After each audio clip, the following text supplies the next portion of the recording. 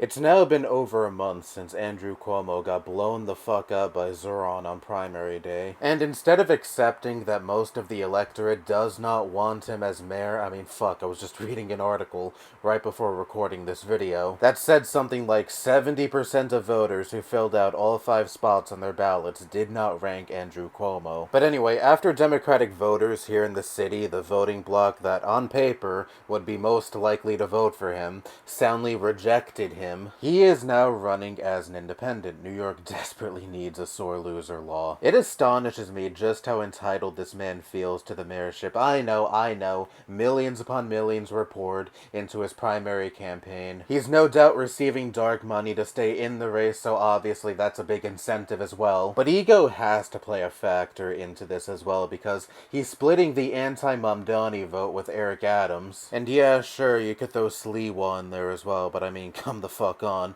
How many people actually take Sliwa seriously? But now you have a 3-way race up against the Democratic nominee. At least with Sliwa, you can say that he represents the opposition party, the Republican Party. And even Eric Adams, for as god-fucking awful of a mayor as he has been, and as despised as he is, you can at least say, yeah, he's the incumbent, he's running for another term. Now, of course, he is under the thumb of the Trump administration, who is dangling a federal investigation over his head if he doesn't do their bidding, which I'm sure also includes running for another term, even if he doesn't have a snowball's chance in hell of actually winning. But on paper, it still makes more sense for Eric Adams to be in this race still than Andrew Cuomo at this point. The disgraced governor who covered up nursing home deaths during the COVID pandemic and had to resign in shame amid a sexual harassment scandal. And someone who very clearly doesn't even give a shit about this city, another blunder that comes to my mind immediately, is his handling of public transit. In 2017, during his tenure,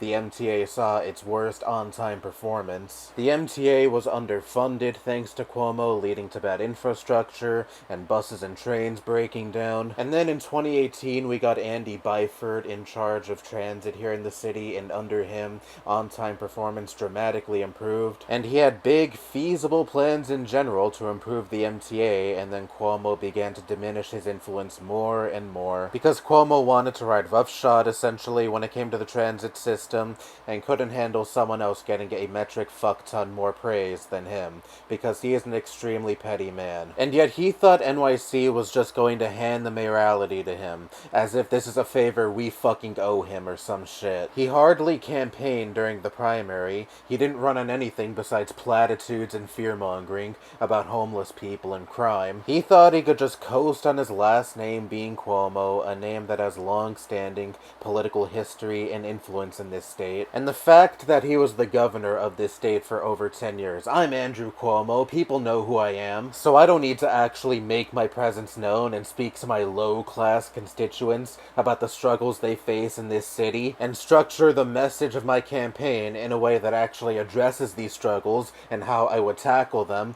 and improve the quality of life in this city. Nah, fuck doing any of that, I'm a shoo-in.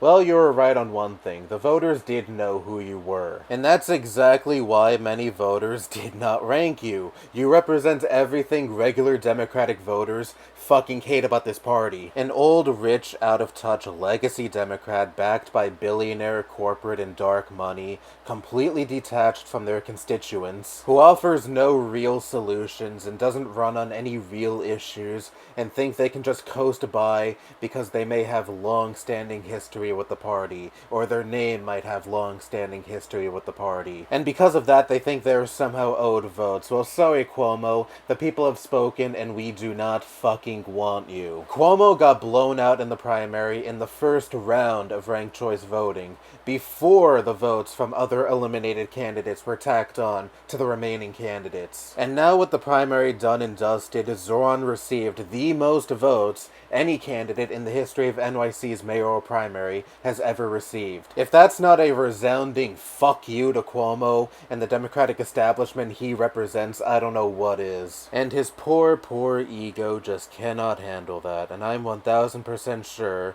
that plays a factor into why we are still seeing him try to take a stab at becoming NYC's mayor, only to likely be humiliated again in November. Cuomo also recently said if Zoran wins in November, he will move to Florida. Florida. And to that I say, start packing your bags already, bye! I assure you, not many people here in New York will be shedding tears over you leaving. And it's only fitting you'd be going down to fucking Florida. That state is like a sponge for this country's worst people, so you'd fit right in down there. But what the fuck kind of confidence does that instill? I'm not gonna stay and fight for the city that I'm running to govern. Instead, if this election doesn't go my way and the candidate I don't want to win the most ends up winning, I'm getting the fuck out. Such an inspiring and unifying message for all of the people in NYC, truly. And you want to know the funniest thing about this statement? Andrew Cuomo has not even lived in NYC since 1990. He lives in a fucking mansion up in Westchester. The only reason he is eligible to even run for mayor in the city is because of a loophole he exploited,